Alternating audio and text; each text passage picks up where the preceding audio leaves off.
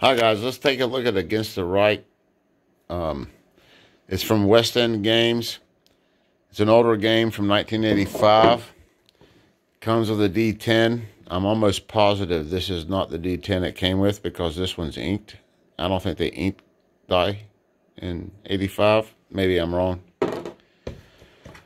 Here's the rules. It's in black and white. Matte paper.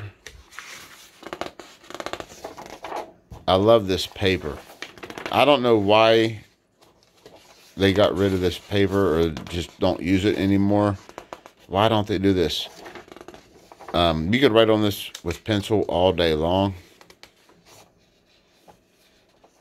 So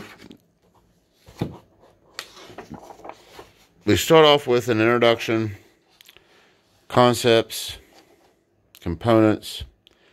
It's breaking down the units, what all the numbers mean. Your typical, this is your typical war game from the 80s. You have combat and movement allowance. And when you flip them, the combat halves and the movement allowance is 0. That's interesting. You also have your unit types. There's different types of units, which here's your supply units. I'm sure there's going to be, yeah, here it is. Here's all the different types of units you have infantry, armored, parachute, Panzer Grenadier, which is basically mechanized infantry, Metropolitan. That's a new one to me. Metropolitan. Okay. Maybe that's some kind of garrison unit or police units or something. I don't know. Then you have your coast defense units and headquarters, and then you have your markers, different markers for game states. And here, there's going over more.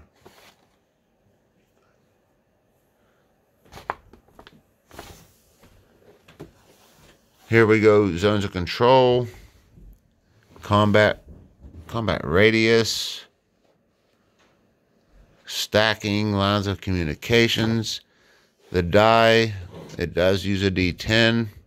Game scale, if you're interested in that, which I became more interested in it lately, but at this point, here we have our sequence of play. You have a strategic cycle, which consists of all these subphases.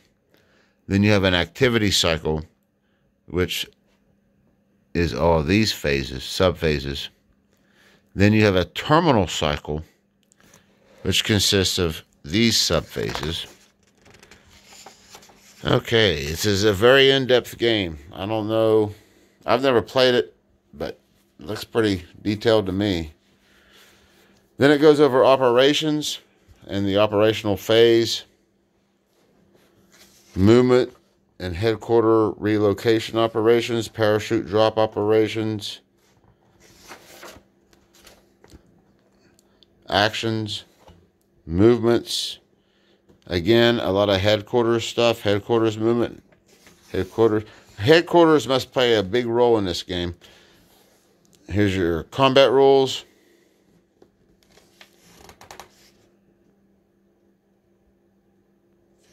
And again, I see headquarters up here a lot. Looks like they... here's the introductory mini game, Battle of the Bulge. I don't know if I would have a Battle of the Bulge introductory mini game. But anyway, here it goes over supply, all the supply rules, ports, beaches, and mulberries. Interesting. Replacements, surrender, and theater displays. Map zone control. Looks like in the middle of the book, you have a bunch of charts. These are made to be ripped out, I'm pretty sure. Here's your abbreviated sequence of play, your operations summary, action summary, movement costs, movement allowances. Oh, there's another one. Well, no, there's not. Why is it?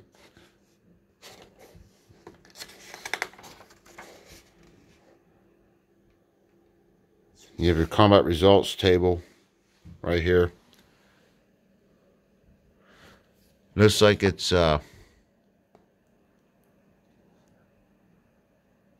dependent on terrain and ratio. I like these kind of combat odds tables, believe it or not. And here they are repeated again. So yeah, there's two sets of tables for each player. Maybe? Percentage. Yeah, but you're gonna have to pull these out and cut them up, you know.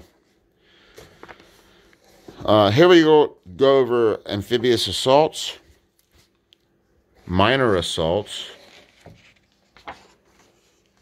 I guess that's just when you minorly beat somebody instead of just like regular beat them. There's a reinforcement section, going over reinforcements. Special rules for the 1st and 2nd of June. Introductory minigame D-Day. And here we're going over victory points, the campaign. This is like optional rules. Looks like they're mixing scenarios up with rules in the game. Maybe because they're introducing rules before the actual use of them in the next scenario. And then you have a bunch of designer's notes. 1, 2, 3, 4, 5, 6, yeah, 7, a bunch of designer's notes. And this is something that this is new for the time. It looks like it's a breakdown of the counter sheet, the counter sheet scan for all the units in the game. This is pretty remarkable for 1985. Let's look at the rule book. Again, I love the paper. It's like newspaper, but it's 10 times thicker. I love it. It's marvelous. If you get it wet, though, you're done. Here's the counter sheet. It's one of those fold-out sheets.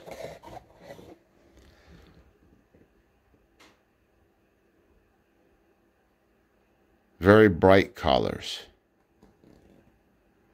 Oh, look. A Polish armored division.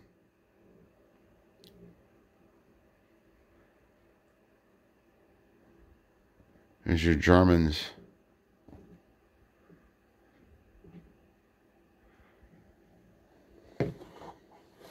And, oh shit, I didn't mean to punch those. This counter sheet's, oh no, pretty warped. Oh God. And so then we get